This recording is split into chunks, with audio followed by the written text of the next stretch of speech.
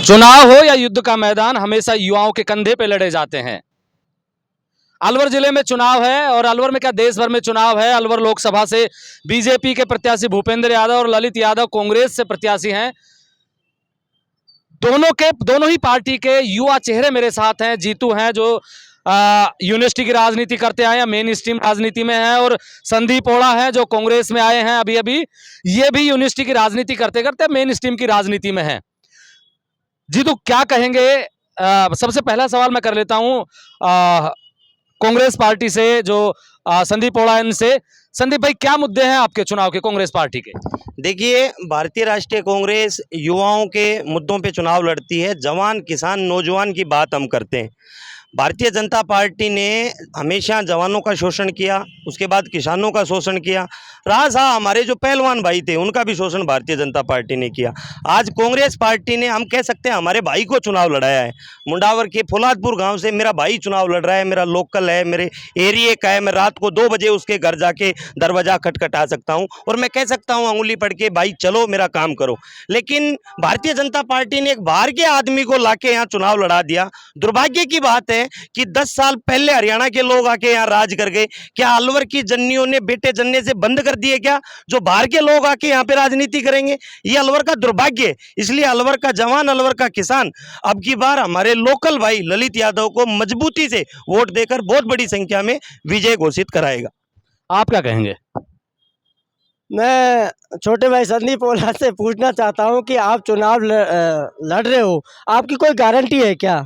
हमारे पास मोदी जी की गारंटी है। भाई ने किसानों की बात की, हम कहते हैं कि 12 करोड़ किसानों को किसान सम्मान निधि के तहत हमने पैसा देने का काम किया है। आप बात करते हो युवाओं की, हमने युवाओं को रोजगार दिलाने के लिए 2 करोड़ युवाओं को हमने हर चीज़, हर जगह पर, सरकारी हो चाहे प्राइवेट सेक्टर हो, किसी भी सेक्टर में हमने नौकरी देने का कार्य किया है। ओला जी रुकिए, आपकी बात मैंने वो बड़ी धैर्य से सुनी है, आप भी धैर्य से सुनना सीख लो, क्योंकि आपके पास कुछ नहीं बचा है। आपके पास सिर्फ प्रपंडबाजी बची है, उसके अलावा कोई नहीं है, लेना देना कुछ नहीं है आपके पास। और बात करें भूपेंद्र यादव जी की, भूपेंद्र यादव जी अलवर के ही रहने वाले, राजस्थान से उनका गहरा नाता है, अजमेर में जन्मे हैं। अलवर अजमेर के अंदर ही वो संघ की शाखाओं में काम किया है, विद्यार्थी परिषद, जीवन में विद्यार्थी परिषद में काम किया है। आप किस आधार पर आप आरोप लगा सकते हैं? और रही भूपेंद्र यादव जी की हिंदुस्तान के सबसे बड़े टॉप 3 लीडरों में उनकी गिनती होती है। आप कहते हैं कि यहाँ की माओ ने बच्चे जन्ना पैदा कर दिया। मैं ये कहता हूँ कि सौभाग्य अलवर जिले का, जिनको इतना बड़ा नेता मिला है, इतना बड़ा नेतृत्व मिला है। मैं बता रहा हूँ आपको, इस 5 साल के अंदर इस अलवर लोकसभा की नहीं बल्कि इस राजस्थान की तकदीर और तस्वीर बदल कर जाएगी। आप क्या कहेंगे? 5 साल में तकदीर और तस्वीर बदल रही है। भूपेंद्र यादव जी जब यहाँ से चुनाव लड़ रहे हैं, भारतीय जनता पार्टी से ही लड़ रहे हैं क्या भूपेंद्र जी? 10 साल पहले दुर्भाग्य था क्या? चांदनाथ जी जब यहाँ टिकट दिया गया तो वो दुर्भाग्य था। बालकनाथ जी को इन्होंने चुनाव लड़ाया, वो दुर्भाग्य। बोले अब तो सौभाग्य हो जाएगा। 10 साल से आपको खड्डे में पटक दिया अलवर को बीजेपी ने। जब 10 साल पहले आपने ये नेता लेके आए थे तब भी आप कह रहे थे हम मोदी की गारंटी पे चुनाव लड़ रहे हैं। अब भाई बड़ी बड़ी बातें कर रहा था, बोलो जी हमने किसानों का भला कर दिया। अभी थोड़े दिन पहले किसान आंदोलन हुआ, किसानों पे गोलियां किसने चलाई? बीजेपी ने। बोले जी हमने जवानों का भला कर दिया। अग्निवीर योजना किसने बंद कर दी? बीजेपी ने। जवान किसानों को तो जहर देने का काम किया है आपने। किस मुंह से बात कर रहे हैं ये लोग? विकास के कोई 5 काम गिना दो जो बालकनाथ और चांदनाथ के समय पे हुए हों। मैं 5 नाम मीडिया हाउस के सामने कह रहा हूं कि जो काम भंवर जितेंद्र ने 5 साल में किए, वो मीडिया के सामने भारतीय जनता पार्टी का कोई भी प्रवक्ता या कोई भी नेता आके गिना दे, मैं राजनीति से संन्यास लेने को तैयार हूं। आप अभी जीतू भाई कह रहे थे कि बाहरी नहीं है, यहीं से है, उनकी सिस्टर का जो ससुराल है वो अलवर में ही है। उनका 40 साल पुराना रिश्ता भूपेंद्र यादव खुद भी अपने जो भाषण देते हैं उनमें बताते हैं। जी, हरियाणा में टिकट मिला नहीं इसलिए अलवर आ गया। दुर्भाग्य है अलवर का, आप एक्सेप्ट करो। और गांव में जिम्बा होता है महेंद्र भाई, तो गांव के ही लोगों को बुलाया जाता है। पड़ोसी गांव में कौन रहता हमें नहीं पता। अजमेर के आदमी को आके यहाँ क्यों चुनाव लड़वाए? हमारे यहाँ से लोकल नेता नहीं थे क्या चुनाव लड़ने के लिए, या उनमें कैपेबिलिटी नहीं थी? अलवर का इतना सौभाग्य आप आज देख रहे हो, 10 साल से आपने नहीं देखा। इसका मतलब आप कहते हो, ये लोग कह रहे हैं कि बालकनाथ डमी कैंडिडेट था। यही कह रहे हैं कि भूपेंद्र यादव जी विशेष है, वो विकास की गंगा बहा देंगे। तो बालकनाथ डम्मी था, बालकनाथ को यूज किया गया, बालकनाथ अच्छे कैंडिडेट नहीं थे, बालकनाथ भारतीय जनता पार्टी के प्रखर कार्यकर्ता नहीं थे। अब क्या कैसी बातें कर रहे हो? मोदी की गारंटी पे चुनाव लड़ने की बात कर रहे हैं। भूपेंद्र यादव जी ने कहा क्या मैं इस गांव में ये काम करवा दूंगा, मैं यहाँ आपके लिए अच्छे हॉस्पिटल लेके आऊंगा। भारतीय जनता कह रहे हैं, वो ये सब चीजें कह रहे हैं। कहाँ कही है भाई साहब? मैंने तो कभी सुना नहीं है एक भाषण। आप सुना करें, आप सुना करें, आप पूरे भाषण सुना करें। अरे भाई साहब सुनता हूँ, ये सुनी है उनकी मैंने। हाँ। कोशिश करो आप बोला जी, सुनो ज्यादा बनेडी सुनो आप मेरी, अरे सुनो, अरे सुनो जीतू जी, अरे अरे सुनो, अरे मुद्दे वाली मेरी बात सुनो। मैं एक बात कहूँ, आप बार बार आरोप लगा रहे हैं। मैं चांदना जी की आप बात कर रहे हो, वो स्वर्गीय आत्मा है, हमारे पुण्य संत हैं, वो भी अलवर के रहने वाले थे। आदरणीय महंत बालकनाथ जी भी अलवर के ही रहने वाले थे। आपकी बहरोड विधानसभा जिसमें आप निवास करते ना, उसमें कोयना गांव के रहने वाले। आप विकास की बात करते हो, आपकी यहाँ सरकार थी 5 साल। महंत बालकनाथ जी केंद्र की। तो भाई आप बीजेपी से हैं। मैं ये सवाल कर लेता हूं आपसे कि जनता ललित यादव को वोट क्यों ना करे? ललित यादव को वोट क्यों करे? ललित यादव के जो नेता है, लीडरशिप है, आदरणीय भंवर साहब, आदरणीय नेता प्रतिपक्ष जूली साहब, आदरणीय उनके कार्यकर्ता कहाँ पर है? चुनाव कार्यकर्ताओं पर, नेताओं के हिसाब पर लड़ा जाता है। कैंडिडेट को तो एक डमी बना के जैसे बैल के गले में घंटियारी लटका देते हैं कि ये बैल हमारा है। जैसे कई बैल होते हैं तो ये बता देते हैं कि ये बैल हमारा है, इसके गले में घंटियारी लटक रही है, तो ये घंटियारी लटका दी। ललित तो एक कांग्रेसी इनके गले में घंटियारी है।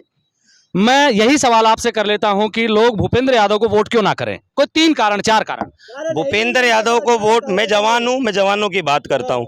देश के अंदर अग्निवीर योजना, जो हमारे किसान के बेटे आर्मी में जाके देश की सरहद पे रक्षा करते थे, जिसकी वजह से हम सुरक्षित खड़े हैं, उस अग्निवीर योजना का प्राइवेटाइजेशन करके 4 साल की बढ़ा दी गई। मेरे जवान भाई, थोड़ा छोटा सवाल, जवाब छोटा, ये छोटा ही है भाई साहब। किसान और जवान के विपरीत सरकार को हम वोट क्यों करें? की बात कर रहे हैं। अग्निवीर पर मैं बता देता हूँ, क्योंकि प्रधानमंत्री नरेंद्र मोदी की सोच आज की सोच नहीं है।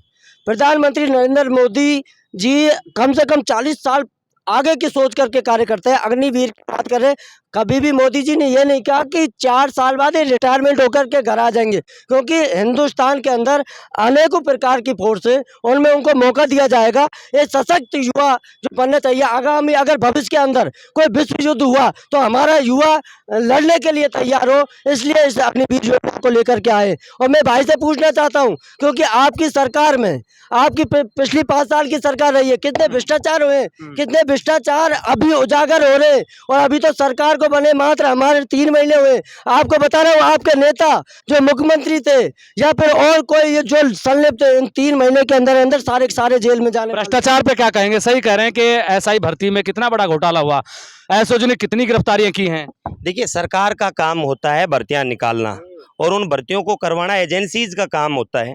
अगर एजेंसी के अंदर कोई कमियां रही हैं तो भारतीय कांग्रेस की सरकार ने माननीय अशोक गहलोत की, एक तो भाई साहब थूक मत बखेरो, थूक बखेरने वाली आदत है बीजेपी की। ये लोग क्या, सुनो, इनके पास मुद्दों की बातें नहीं होती तो थूक बखेरने लग जाते। इनका प्रधानमंत्री को थूक के चाटने की आदत है। अभी आपने देखा किसान आंदोलन में थूक के चाट लिया, उन्होंने किसानों के बिल वापिस लिए। तो एक इनका तो काम है थूक बखेरना, इनके मोदी जी का काम है थूक के चाटना। इनके पास बात करने के लिए कोई मुद्दे नहीं है, थूक बखेरना काम है। बड़े भाई ठंडे आप लोगों को तो मैं पूछना चाहता हूं, जो वहां पर किसान बैठे थे ना, किसान कोई हरियाणा पंजाब यूपी के ही किसान नहीं है। किसान, ये देश कृषि प्रधान देश है। हिंदुस्तान में हमारे सारे राज्यों के अंदर किसान खेती करते हैं। क्या ये 3 राज्यों के जो किसान, नामक किसान तो घर बैठा है, अपनी खेती बाड़ी कर रहा है। जो आज बताइए, आज इस समय लावणी का काम चल रहा है, जनता की सरसों की कुटाई चल रही है, कहीं पर गेहूं कट रहे हैं, वो किसान है, वो अपने खेतों को संभालने में लग रहे हैं। जो धरने पर बैठते हैं ना, वो दलाल है, वो दलाल कांग्रेस के पैसे पर, वो एजेंट है, उन पर विदेशों से फंड आता है, वो एजेंट कर करके इस देश को बदनाम करने का, किसान कौम को बदनाम करने का काम करते हैं। उनको बंद करके जेल में डालो ना, सरकार आपकी है, यहाँ भी सरकार आपकी है, वहाँ भी है, क्यों नहीं पकड़ते हो? अरे भाई साहब, मीडिया पे भौंकने से कुछ नहीं। आप बहुत लंबे मत जाओ। मेरा दूसरा सवाल, जनता भूपेंद्र यादव को वोट क्यों करे? कोई 3-4 कारण। क्योंकि भूपेंद्र यादव जी अगर अलवर से लोकसभा सांसद बनकर के जाते हैं तो मैं आपको विश्वास दिलाना चाहता हूं कि अलवर के अंदर इतनी योजनाएं आ जाएंगी। अलवर के अंदर जो कुछ चीज़ों से जो पिछड़ा पड़ा है अलवर, क्योंकि वो सारी पूर्ति इन 5 सालों के अंदर हो जाएगी। क्योंकि स्वयं नरेंद्र मोदी जी से अगर कोई व्यक्ति है तो भूपेंद्र यादव जी कुछ भी कह करके मांग करके अलवर जिले के लिए ला सकता है। और कोई कारण? विकास होगा तो इससे बड़ा कारण क्या होगा। और भूपेंद्र जी जैसे बड़े नेता जो हमारे लिए जो यहाँ पर चुनाव लड़े, तो इससे बड़ा सौभाग्य अलवर लोकसभा को मिल ही नहीं सकता। ललित को जनता वोट क्यों करे? भाई साहब ये कह रहे हैं बड़े नेता हैं, ये हमारा ललित लोकल है, हमारे क्षेत्र का है। इसके अलावा क्या है लोकल के अलावा? भाई साहब हमारे यहाँ काम करवाने के लिए हमें एक ऐसे आदमी की जरूरत है जो हमारे बीच रह सके। भारतीय राष्ट्रीय कांग्रेस का प्रत्याशी कमाने के लिए भी विदेश जाना पड़ता है कई बार। तो आप मेरी बात सुनो, इनके पास तो इनके नेताओं के नंबर तक नहीं है। ललित यादव एक किसान का बेटा, जब भी हमारे यहाँ आंदोलन होते हैं, जब भी कोई बात होती है, ललित यादव को आप प्रमुखता से देखते हो। भूपेंद्र यादव को आपने कब देख लिया? भूपेंद्र यादव की इनके फोन में नंबर दिखा दो, यहाँ कितने भाई खड़े। सुनो, अरे सुनो भाई साहब, ये भारतीय जनता पार्टी के प्रवक्ता है ना, इनके पास नंबर दिखा दो। यहाँ 10 भाई खड़े हैं, सबके पास ललित के नंबर है। एक हमारा साथी जो हमारे रात को 2 बजे आवश्यकता हमारे, मैं भाई संदीप ओला से भी पूछना चाहता हूं कि आपके भी नंबर हमारे पास नहीं है, क्योंकि आप हमारे छोटे भाई हो। आपको हम राजनीति में उंगली पकड़ के लेकर आए थे, छात्र राजनीति के अंदर। आपके नंबर भी हमारे पास नहीं है। अब तक आप भी 25 नंबर बदल चुके हो। आप भूपेंद्र यादव जी की बात कर रहे हो। भूपेंद्र यादव जी के आगे पीछे जो सरकारी जो एजेंसियां हैं वो कार्य करती हैं। नंबर की बात करते हो, यहाँ पर एक वीआईपी ऑफिस होगा, उसके अंदर उसके कर्मचारी बैठे होंगे। आपको भूपेंद्र यादव जी से कहने की ज़रूरत नहीं होगी। आप तो रात के 12 बजे अगर गेट भी खटखटाओगे ना, तो वहाँ से भूपेंद्र यादव जी की ऑफिस से आपका काम, जब तक आप पहुँचोगे अपने घर तक, जब तक काम हो जाएगा। आप बात करते हो ऐसा नेता करते हैं क्या? मैंने बहुत बड़े बड़े नेता देखे। हमने देखा, ये राज्यसभा सांसद थे, अब पहली बार चुनाव लड़ रहे हैं ना। राज्यसभा सांसद थे, मंत्री थे, हम लोग मिलने गए। अलवर के लोग जब भी मिलने जाते गले लगाते हैं। ये आज नहीं, ये पहले से ही करते हैं। और रही बात जब कुछ नहीं थे, अलवर से प्रत्याशी भी नहीं थे, तो सरिस्का के अंदर एलिवेटेड जो रोड जो 20,000 करोड़ का कितने का वो घोषणा की है। और बात कर रहे हो विकास की, 2 करोड़ रुपए अलवर शहर को दिए, 2 करोड़ रुपए आपके बहरोड को दिए, 5 गांव गोद ले रखे हैं, किशनगढ़ निवास को पैसा दिए, वकीलों के लिए पैसा दिया, चैम्बर। उन 5 गांव में से 2 गांव में मैं गया था, एक की स्थिति बहुत अच्छी मिली और एक की स्थिति बहुत खराब मिली। हो सकता है वहां के सरपंच ने उस पैसे को नहीं लगाया होगा, राज्यसभा से पैसा आ गया। ये सरपंच की कमी के कारण हो रहा है, क्योंकि सरपंच भी तो कांग्रेस शासन था 5 साल के अंदर, ये दलाल थे। क्योंकि कांग्रेस ने कभी कार्यकर्ता पैदा नहीं किया, कांग्रेस ने कभी नेता पैदा नहीं किया। कांग्रेस शासन में सिर्फ दलाल, भ्रष्टाचार। अब एक सवाल और कर लेते हैं। जिला प्रमुख बलबीर छिल्लर और पूर्व सांसद डॉक्टर करण सिंह यादव कांग्रेस छोड़कर बीजेपी में आए हैं, कितना फायदा मिल रहा है उनका बिल्कुल फायदा मिल रहा है। बुजुर्ग हैं हमारे सम्मानीय डॉक्टर करण सिंह यादव जी, 2 बार सांसद रहे हैं, विधायक भी रहे हैं। ऐसे नेता जिनको अलवर की जनता अपने सदा दिल में बसा कर रखती थी, ऐसे नेताओं का सम्मान एक कांग्रेस नहीं कर पाई। जिनको मंच पर अभी जो इनके प्रदेश अध्यक्ष जी आए थे शायद, तो उनको मंच पर इस तरह से पीछे को ढकेल रखा था। ऐसे लोग, लेकिन वो बीजेपी में जब जिला प्रमुख गए तो उनकी भी कड़ी तो बिगड़ी है। नहीं कड़ी नहीं, वो तो भाषा है, बहरोड की एक भाषा है, हमारे डॉक्टर साहब ने बोल दी, वो भाषा है। वो कड़ी बिगड़ने का कारण ये नहीं है। उसको मीडिया चढ़ा बढ़ा करके बात कर रही है, क्योंकि मीडिया का काम है ये चढ़ा बढ़ा करके। कितना नुकसान मान रहे दोनों नेताओं के जाने से? देखिए, भारत की विचारधारा और हमारे प्रत्याशी किसानों की कर्ज माफी, नौजवानों के लिए अग्निवीर। मैं दो नेताओं की बात कर रहा हूँ, आप बहुत लंबे मजाई, इनसे क्या फायदा और क्या नुकसान है? भाई साहब आप अपने चैनल पे ही देख लो ना, आप पिछले बार लगातार दिखा रहे हो। मैंने तो कभी जिला प्रमुख की कोई तारीफ तो आज तक सुनी नहीं है। जब भी कभी देखते हैं उनके साथ ये हो गया, उनके साथ वो हो गया। भारतीय राष्ट्रीय कांग्रेस में जब तक जिला प्रमुख थे, कांग्रेस के अंदर जब भी जिला प्रमुख रहे, मैं भी उनका शिष्य रहा हूँ, उनके साथ जब भी कभी गलत हुआ हम लोगों ने मजबूती से साथ दिया। अभी थोड़े दिन पहले आपने देखा किस प्रकार से एक जिले के सर्वोच्च आदमी जिला प्रमुख को मंच पे कहा जाता है कि आपकी कड़ी बिगाड़ दी जाएगी, और कोई लोग उनके खिलाफ आवाज उठाने वाला नहीं था, कोई उनके पक्ष में बोलने वाला नहीं था। मुझे नहीं लगता कि उन्होंने कोई उचित फैसला लिया है। उनका भविष्य गर्त में है और आने वाले समय में बलबीर। डॉक्टर करण सिंह यादव के बारे में क्या कहेंगे? उससे तो पार्टी को नुकसान हुआ है ना। देखिए, जो आदमी 80 साल तक, जिसको भारतीय राष्ट्रीय कांग्रेस ने इतना बड़ा मान सम्मान दिया, सांसद बनाया, विधायक बनाया, लेकिन उसकी परिकाष्ठाएं खत्म नहीं हुई और लास्ट में लोभ लालच में उन्होंने टिकट मांगा, कोई कारण रहे, सर्वे में उनका नाम नहीं जा पाया, पार्टी ने उनको टिकट नहीं दिया और अपने लोभ के चक्कर में पार्टी से बगावत करके बीजेपी में चले गए। जो आदमी अपने घर का नहीं हो पाया, जिस पार्टी ने उनको 2 बार सांसद, विधायक, मंत्री का दर्जा दिया, वो भारतीय जनता पार्टी में चला गया। आप क्या गारंटी लेते हो कि कल अगर भारतीय जनता पार्टी ने उनकी पराकाष्ठाएं पूरी नहीं की, क्या पता कल वो सपा ज्वाइन कर ले। भाई ने कहा था कि मैं 2 साल जिला प्रमुख जी के पास रहा हूँ, उनका शिष्य हूँ, और उनमें कोई विशेषता नहीं देखी। तो आपने उनके अंदर कोई विशेषता नहीं देखी तो आपने गुरु क्यों बनाया? कोई न कोई विशेषता थी, जभी तो भाई 2 साल बना रहा। और रही बात डॉक्टर साहब की, जब ये बात कर रहे हैं क्योंकि 80 साल सेवा की, मैं महेंद्र जी आपसे पूछना चाहता हूँ कि हम ग्रामीण परिवेश के लोग हैं कि गांव में कोई बुजुर्ग अगर 80 साल का हो जाता है तो क्या हम उसको घर से बाहर निकाल देते हैं? क्या उनको ब्याह शादियों में नहीं पूछते? क्या हम उनकी इज्जत करना बंद कर देते हैं? कांग्रेस ने ये किया कि 80 साल के बुजुर्ग को एक मंच पर बैठा करके ऐसा धक्का मारा भंवर जी एक माला के चक्कर में, क्योंकि वो 80 साल के बुजुर्ग ने ही इस कांग्रेस को खड़ा किया है। जैसे अलवर जिले के अंदर भंवर जी जब बच्चे थे, जब वो नेता थे, भंवर जी जब विधायक थे, जब वो सांसद थे, तो ऐसे व्यक्तित्व को उन्होंने इज्जत नहीं दी। हम भारतीय जनता पार्टी का बड़ा दिल है, समुद्र दिल है, हमने उस बुजुर्ग का मान सम्मान किया है और आगे भी हम उनका करण सिंह जी का करते रहेंगे। और उनका प्रभाव है, प्रभाव देखिए, क्योंकि मैं एक सभा में गया था तो यहाँ के जो मालाखेड़ा के यादव समाज के लोग उनको पलकों पर बैठा रहे थे और एक ही बात कह रहे थे, करण सिंह यादव जी जैसा और रामेश जी यादव जैसा अभी तक यादव समाज में कोई नेता पैदा नहीं हुआ। तीसरा नेता उन्होंने भूपेंद्र यादव जी को चुना है। अब एक सवाल कर लेता हूं मैं, क्या भारतीय जनता पार्टी कमजोर थी जो उन्होंने डॉक्टर करण सिंह यादव और जिला प्रमुख बलबीर छिल्लर को बीजेपी में लिया?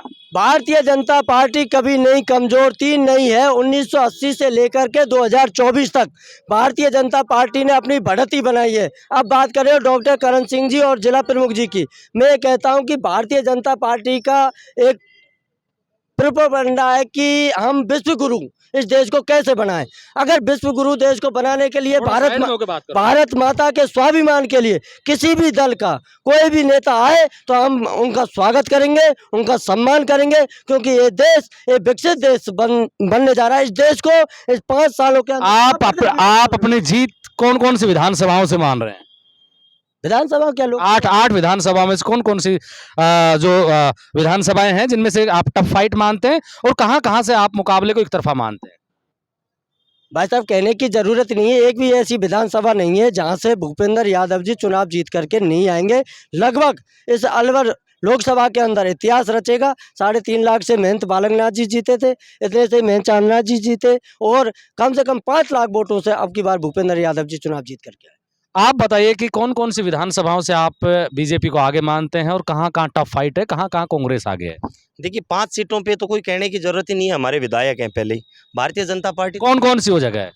भाई आप देख लो ना, बहरोड से डॉक्टर जसवंत जी यादव बीजेपी से, उसके अलावा आप ये क्या बोलते किशनगढ़ से हमारे। आप पिछले आंकड़ों को छोड़ दीजिए, नए आंकड़ों में कौन कौन सी विधानसभाएं हैं जहां से आप कांग्रेस को आगे मानते हैं और भारतीय जनता पार्टी को कौन कौन सी विधानसभाएं हैं जहां से आप टफ फाइट मानते हैं और कहां कहां से आप बीजेपी को आगे मानते हैं? देखिए 7 विधानसभाएं जो ग्रामीण परिवेश की आती हैं, वहाँ पे कांग्रेस पार्टी बहुत मजबूत तरीके से एक बड़ी लीड के साथ जीत रही है। मुझे लगता है हर शहर जहाँ से भारतीय जनता पार्टी के विधायक लगातार बने आ रहे हैं, कहीं ना कहीं हमें मेहनत करने की आवश्यकता। मजबूती से कांग्रेस के युवा, कांग्रेस के मेन कांग्रेस के लोग हम मिलके लगे हुए हैं और आप निश्चिंत रहिए, अलवर शहर से भी कांग्रेस पार्टी विजय होगी।